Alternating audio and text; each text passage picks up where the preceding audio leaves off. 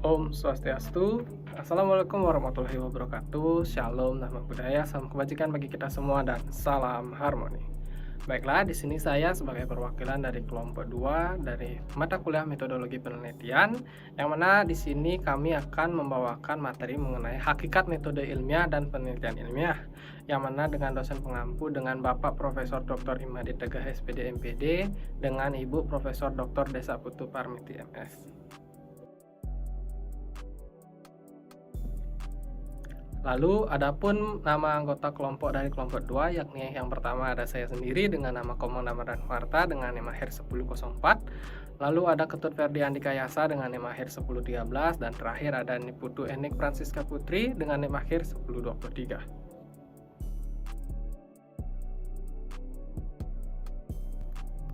Nah, adapun topik pembahasan dari materi kali ini yakni yang ke A, cara manusia memperoleh kebenaran atau pengetahuan. Lalu yang ke B, metode ilmiah dan metodologi penelitian. Yang ke C, langkah-langkah penelitian ilmiah. Nah, adapun untuk materi ke A akan dijelaskan oleh rekan saya, rekan Ferdi. Baiklah, terima kasih rekan Damar atas waktunya. Jadi di sini saya akan menyampaikan materi A, yaitu cara manusia memperoleh kebenaran dan pengetahuan. Nah, yang pertama ada pengertian pengetahuan. Menurut Aristoteles, semua manusia pada dasarnya ingin tahu. Manusia dianggap sebagai makhluk yang ingin tahu. Nah, oleh karena itu, pengetahuan telah menjadi salah satu hal yang paling penting dalam budaya dan peradaban manusia. Pengetahuan merupakan salah satu aspek fundamental dalam kehidupan manusia yang mempengaruhi cara manusia memahami realitas, memecahkan masalah, serta mengembangkan teknologi dan peradaban. Epistemologi adalah cabang filsafat yang fokus pada pembahasan mengenai pengetahuan, cara memperolehnya, serta batas-batasnya. Nah, istilah ini berasal dari bahasa Yunani, yaitu episteme, yang berarti pengetahuan, dan logos yang berarti ilmu. Sehingga secara harfiah, epistemologi dapat diartikan sebagai ilmu yang mempelajari pengetahuan, menurut Oxford English Dictionary tahun 1989.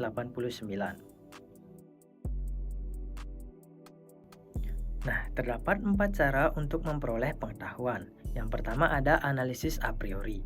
Analisis a priori adalah pengetahuan yang diperoleh melalui analisis dan tidak bergantung pada pengalaman. Pengetahuan ini dihasilkan dari analisis terhadap unsur-unsur yang sudah ada sebelumnya, yaitu a priori. Misalnya, konsep bahwa semua benda memiliki ekstensi karena ekstensi sudah termasuk dalam definisi benda itu sendiri. Dengan kata lain, sesuatu tidak dapat disebut benda jika tidak memiliki ekstensi. Nah, yang kedua ada sintetis a priori. Sintetis a priori adalah pengetahuan yang diperoleh dari penggabungan dua unsur yang biasanya terpisah, tanpa bergantung pada pengalaman. Nah, pengetahuan ini muncul dari penyelidikan akal terhadap bentuk-bentuk pengalamannya sendiri, serta penggabungan unsur-unsur yang saling melengkapi. Nah, sebagai contoh, pernyataan 7 tambah 5 sama dengan 12 merupakan pengetahuan sintetis a priori karena melibatkan sintetis dari konsep-konsep yang berbeda tanpa membutuhkan pengalaman empiris.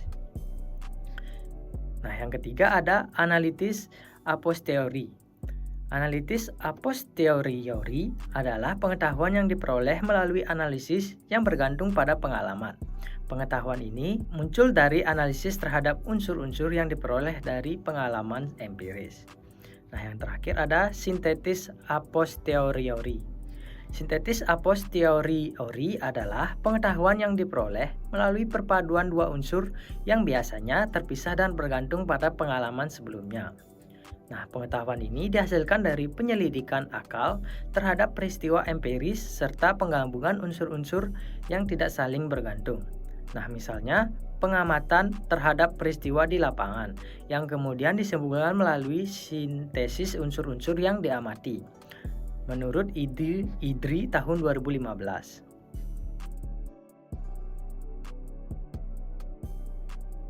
Nah, yang selanjutnya ada pengertian dari kebenaran.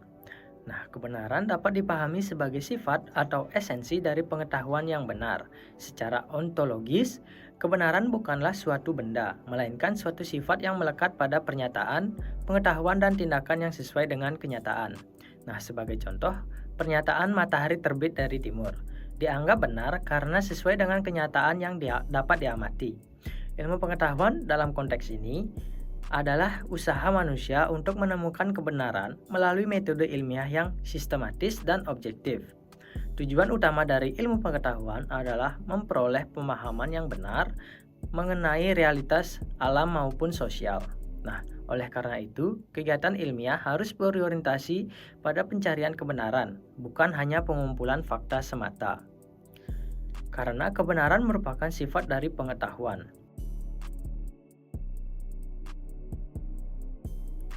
Nah, kebenaran dalam ilmu pengetahuan dapat dibedakan menjadi beberapa jenis berdasarkan sumber, cara memperolehnya, lingkup, dan tingkatannya. Nah, yang pertama berdasarkan sumbernya. Kebenaran empiris diperoleh melalui pengalaman dan observasi indrawi. Nah, misalnya air mendidih pada suhu 100 derajat Celcius di permukaan laut. Kebenaran wahyu didasarkan pada ajaran agama atau kitab suci yang dipercaya sebagai kebenaran absolut. Kebenaran fiksi berasal dari imajinasi manusia, memiliki makna simbolis atau filosofis. Nah, yang kedua berdasarkan cara memperolehnya. Kebenaran indrawi diperoleh melalui pengamatan langsung.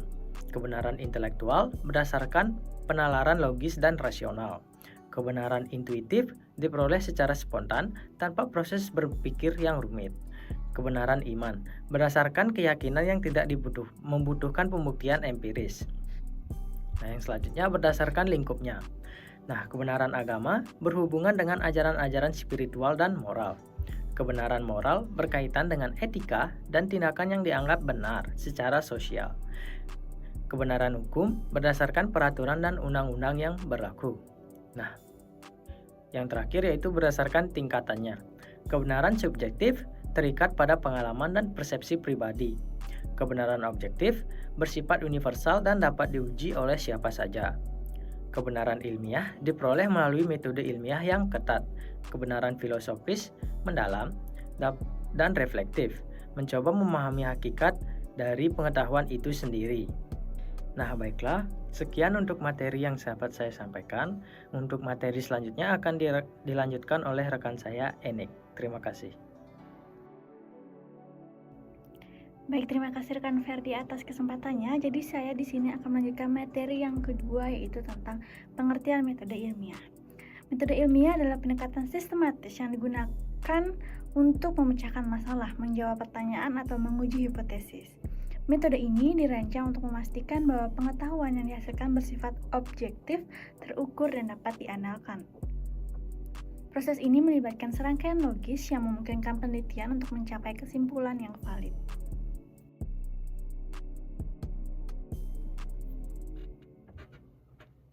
Baik, yang selanjutnya adalah langkah-langkah metode ilmiah. Yang pertama ada identifikasi masalah. Langkah pertama adalah menentukan dan merumuskan masalah yang akan diteliti. Masalah ini biasanya muncul dari observasi sehari-hari, pertanyaan yang belum terjawab, atau fenomena yang menarik perhatian. Yang kedua ada observasi awal, mengumpulkan data atau informasi awal terkait masalah. Observasi ini bisa bersifat kualitatif, deskripsi, atau kuantitatif pengukuran. Yang ketiga ada perumusan hipotesis. Hipotesis adalah dugaan sementara atau prediksi yang dapat diuji tentang hubungan antara variabel. Hipotesis harus spesifik, terukur, dan dapat diverifikasi. Yang keempat ada eksperimen atau pengujian. Merancang dan melakukan eksperimen untuk menguji hipotesis. Eksperimen ini harus dirancang dengan kontrol yang ketat untuk memastikan bahwa hasilnya valid. Yang kelima ada analisis data. Mengolah dan menganalisis data yang dikumpulkan selama eksperimen analisis bisa melibatkan statistik, grafik, atau metode lain untuk menginterpretasikan hasil. Yang keenam ada kesimpulan. Menarik kesimpulan berdasarkan hasil analisis data. Kesimpulan harus menjawab pertanyaan penelitian dan mengkonfirmasi atau menolak hipotesis. Yang ketujuh ada komunikasi hasil. Mempublikasikan atau menyampaikan hasil penelitian kepada masyarakat ilmiah atau publik. Ini bisa dilakukan melalui jurnal ilmiah, presentasi, atau laporan. Baik, yang selanjutnya adalah pengertian metode penelitian. Metode penelitian adalah serangkaian prosedur sistematis yang digunakan untuk mengumpulkan, menganalisis, dan menginterpretasikan data dengan tujuan menjawab pertanyaan penelitian, menguji hipotesis atau memecahkan masalah. Metode ini memberikan kerangka kerja yang terstruktur dan jelas agar penelitian dapat dilakukan secara terorganisir, objektif, dan dapat dipertanggungjawabkan. Baik, yang selanjutnya adalah jenis-jenis metode penelitian. Yang pertama ada penelitian kuantitatif. Penelitian kuantitatif menggunakan data numerik dan analisis statistik untuk menguji hipotesis atau menjawab pertanyaan penelitian. Pendekatan ini bersifat objektif dan terstruktur. Contohnya yaitu ada survei, eksperimen, studi korelasi yang menganalisis hubungan antara dua atau lebih dari variabel. Yang kedua adalah penelitian kualitatif. Penelitian kualitatif menggunakan data deskriptif atau kata, gambar, dan observasi. Untuk memahami fenomena secara mendalam, pendekatan ini bersifat subjektif dan interpretatif. Contohnya yaitu ada wawancara, studi kasus, dan etnografi yang mempelajari budaya atau kelompok sosial dalam konteks alaminya. Yang ketiga adalah penelitian campuran. Penelitian campuran menggabungkan pendekatan kualitatif dan kuantitatif untuk mendapatkan pemahaman yang lebih komprehensif tentang masalah penelitian. Contohnya yaitu ada mengumpulkan data kualitatif terlebih dahulu, kemudian data kualitatif dijelaskan untuk mendapatkan hasilnya. Dan bisa juga mengumpulkan data kualitatif dan kuantitatif secara bersamaan lalu membandingkan hasilnya. Tujuannya adalah untuk mendapatkan pemahaman yang lebih lengkap dan mendalam. Sekian yang dapat saya sampaikan. Untuk materi selanjutnya akan dijelaskan oleh rekan saya Damar. Terima kasih. Nah, baiklah, terima kasih rekan ini atas waktunya. Di sini saya akan menjelaskan yang kecil, yakni langkah-langkah penelitian ilmiah. Nah, dalam hal ini, penelitian ilmiah adalah proses sistematis yang mana dilakukan untuk dapat memperoleh suatu pengetahuan baru yang sudah ada melalui metode yang terstruktur. Nah, di sini ada tahap-tahapannya, yakni yang pertama identifikasi masalah. Nah, identifikasi masalah adalah langkah awal dalam suatu penelitian, yang mana dalam penelitian ini bertujuan untuk dapat menemukan ataupun merumuskan permasalahan dari penelitian yang perlu dijawab. Nah, dalam tahap ini penelitian harus memastikan bahwa masalah yang diangkat bersifat spesifik dan juga dapat diteliti secara empiris. Lalu yang kedua ada studi literatur. Nah, studi literatur adalah proses dalam hal mengumpulkan, membaca, dan menganalisis referensi yang relevan dengan topik penelitian. Nah, dalam hal ini referensi ini berupa buku, jurnal, tesis, laporan penelitian, ataupun sumber akademik lainnya. Nah, dalam melalui studi literatur, peneliti dapat memahami teori yang berkaitan dengan topik-topik penelitiannya dalam hal mengetahui hasil penelitian sebelumnya. Lalu yang ketiga ada perumusan hipotesis atau tujuan penelitiannya. Nah, dalam hal hipotesis adalah jawaban sementara terhadap pertanyaan penelitian yang akan diuji melalui metode-metode ilmiah. Nah, hipotesis ini dirumuskan berdasarkan teori dan temuan sebelumnya, sehingga memiliki dasar yang kuat untuk diuji lebih lanjut. Nah, lalu yang keempat yakni pemilihan metode penelitiannya. Nah, pemilihan metode penelitian ini merupakan langkah-langkah penting yang menentukan bagaimana data akan dikumpulkan, dianalisis, ataupun diinterpretasikan. Nah, ada beberapa kategorinya, yakni yang pertama ada metode kuantitatif. Nah, dalam hal metode kuantitatif ini yakni digunakan untuk menguji hipotesis dengan data yang didapat secara yang mana data ini berbentuk secara numerik, menggunakan teknik statistika untuk dapat menganalisis datanya. Lalu yang kedua ada metode kualitatif, yang mana dalam metode kualitatif ini digunakan untuk memahami fenomena-fenomena sosial ataupun perilaku manusia melalui wawancara, observasi, ataupun adanya studi kasus. Nah, lalu yang ketiga yakni metode campuran atau mixed method, yang mana dalam metode ini menggabungkan aspek kuantitatif dan kualitatif untuk dapat pemahaman yang lebih komprehensif lagi. Nah, selain itu, dalam tahap ini peneliti juga menentukan teknik pengambilan sampelnya, instrumen penelitiannya, dan prosedur dalam hal pengumpulan data yang sesuai dengan tujuan penelitiannya. Nah, lalu yang kelima yakni pengumpulan data. Dalam pengumpulan data ini yakni tahap di mana peneliti mengumpulkan informasi yang mana diperlukan untuk menjawab pertanyaan penelitiannya. Nah, ada beberapa teknik pengumpulan data yang secara umum digunakan, antara lain yakni observasi. Nah, di observasi ini kita mengamati fenomena ataupun perilaku subjek penelitian secara langsung. Lalu yang kedua ada wawancara, yang mana mengumpulkan data dengan bertanya langsung kepada respondennya. Yang ketiga ada kuesioner, yang mana hal ini menggunakan daftar pertanyaan tertulis untuk dapat menemukan jawaban dari responden dalam jumlah yang besar. Lalu yang keempat ada eksperimen. Nah, dalam eksperimen ini kita melakukan intervensi atau manipulasi variabel dalam kondisi terkontrol untuk menguji hubungan sebab akibatnya. Nah, keakurat dan validasi atau validitas data yang dikumpulkan sangat penting dalam penelitian, sehingga peneliti harus memastikan bahwa teknik-teknik pengumpulan data dilakukan dengan benar dan sesuai dengan prosedur. Nah, lalu yang keenam ada analisis data. Nah, dalam analisis data ini adalah proses mengolah atau menginterpretasikan dan menyajikan data yang telah dikumpulkan untuk dapat menjawab pertanyaan dari penelitian. Nah, teknik analisis data tergantung pada jenis penelitian yang dilakukan. Nah, dalam analisis kuantitatif, menggunakan teknik statistika untuk menguji hipotesis seperti uji regresi, uji T, ANOVA, dan sebagainya. Lalu dalam analisis kualitatif, menggunakan pendekatan seperti analisis tematik, coding, dan interpretasi naratif untuk dapat memahami makna di balik data tersebut. Nah, tahap ini penting dalam hasil analisis akan menjadikan dasar dalam menarik kesimpulan penelitian. Peneliti harus memastikan bahwa teknik analisis yang digunakan sesuai dengan tujuan penelitian yang didapat peroleh. Lalu yang ketujuh yakni penarikan kesimpulan. Nah, dalam kesimpulan ini adalah hasil akhir dari penelitian yang menjawab pertanyaan penelitian atau menguji hipotesis yang telah dirumuskan. Nah, kesimpulan harus berdasarkan pada data yang telah dianalisis dan harus mencerminkan temuan penelitian secara objektif.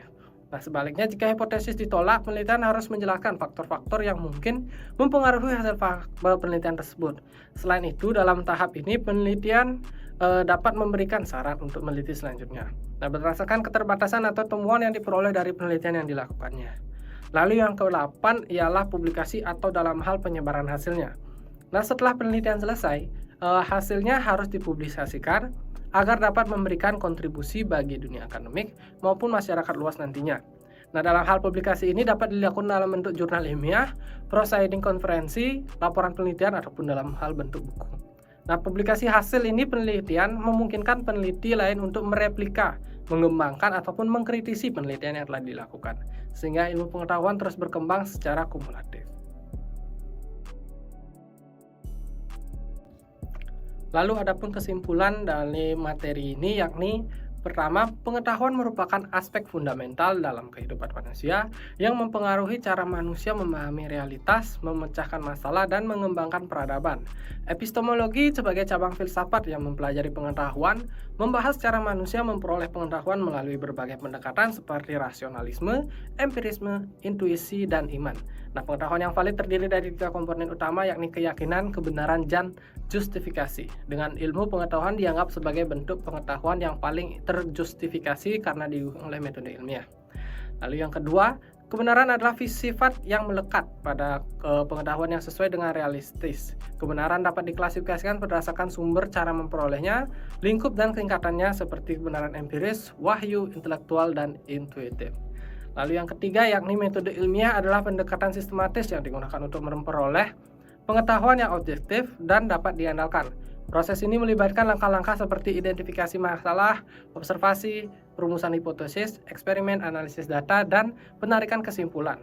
Metode penelitian baik kuantitatif maupun kualitatif ataupun campuran dirancang untuk memastikan bahwa penelitian dilakukan secara terstruktur dan dapat dipertanggungjawabkan. Nah, jadi begitulah penyampaian materi kami mengenai materi hakikat metode ilmiah dan penelitian ilmiah.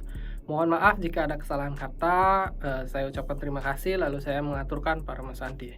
Om Santi Santi Santi Om. Wassalamualaikum warahmatullahi wabarakatuh. Shalom, nama budaya, salam kebajikan bagi kita semua, dan salam harmoni.